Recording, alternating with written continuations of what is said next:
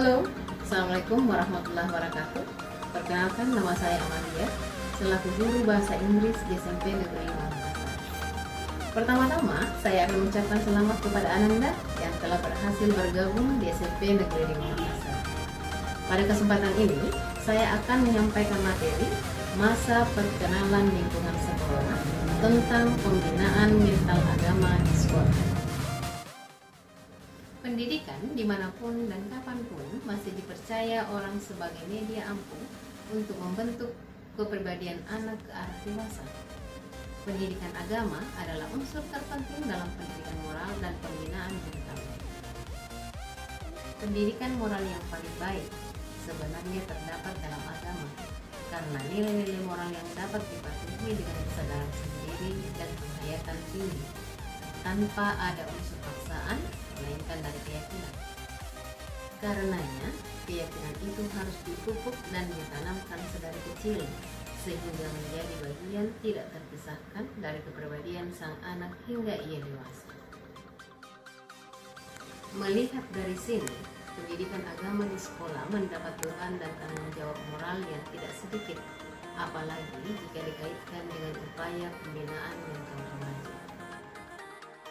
Usia remaja ditandai dengan gejolak kejiwaan yang berimbas pada perkembangan mental dan pemikiran, emosi, kesadaran sosial, pertumbuhan moral, sikap dan kecenderungan, serta pada akhirnya turut mewarnai sikap keberagaman yang dianut atau pola ibadah.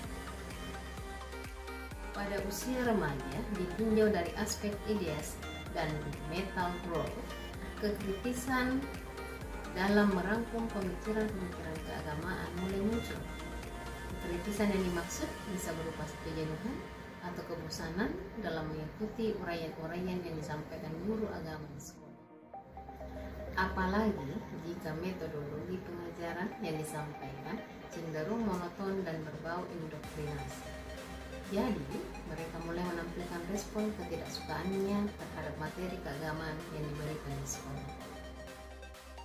Sebenarnya, akar permasalahan yang timbul dari kekurangsenangan remaja terletak pada minimnya motivasi untuk mendalami agama secara lebih intens. Yang lebih sederhana lagi ialah pelajaran agama yang mereka dapat di sekolah kurang memberikan aplikasi dan solusi praktis dalam keseharian mereka. Apalagi waktu mereka lebih banyak dihabiskan dengan nonton TV, jalan-jalan ke mall, ngeceng, pacaran, dan hal-hal lain. Meski banyak juga remaja kita yang melakukan hal positif seperti bermain masjid, berwira swasta, atau ikut organisasi ekskul sekolah, serta mengikuti kursus-kursus keterampilan. Jawaban dari permasalahan di atas kembali pada sosok guru agama sebagai teladan dan sumber konsentrasi remaja yang menjadi peserta didiknya.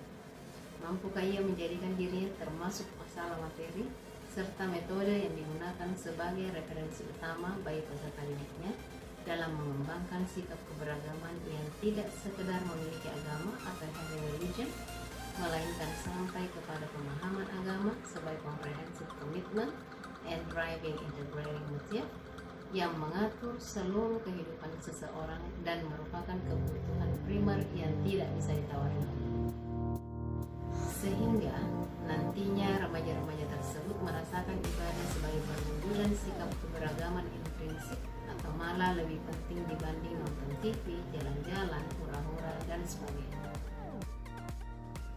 Satu hal penting lainnya yang tidak boleh diabaikan oleh para guru agama di sekolah ialah materi pelajaran agama yang disampaikan. Hendaknya selalu diorientasikan kepada kepentingan remaja.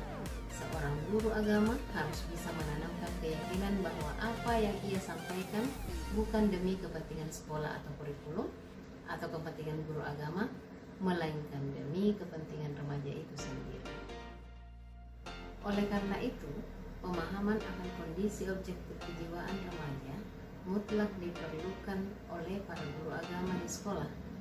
Seorang guru agama harus senantiasa dekat dan akrab dengan permasalahan remaja yang menjadi peserta didiknya agar mampu mendalami sisi kejiwaan mereka. Dan materi pelajaran agama pun harus terkesan akrab dan komunikatif, sehingga sistem pengajaran yang cenderung monolog atau satu arah, indoktriner, terkesan sangar atau karena hanya membicarakan halal haram harus dihindari, untuk kemudian digantikan dengan sistem pengajaran yang lebih fokus pada penghayatan dan kesadaran dari dalam diri. Hal ini mungkin saja dilakukan dengan baik, mengajak peserta didik bersama-sama mengadakan ritual peribadatan dalam rangka penghayatan makna ibadah, atau mengajak peserta didik terjun langsung ke dalam kehidupan masyarakat kecil, sehingga mereka bisa mengamati langsung dan turut merasakan penderitaan yang dialami masyarakat sebagai upaya menanamkan rasa solidaritas sosial.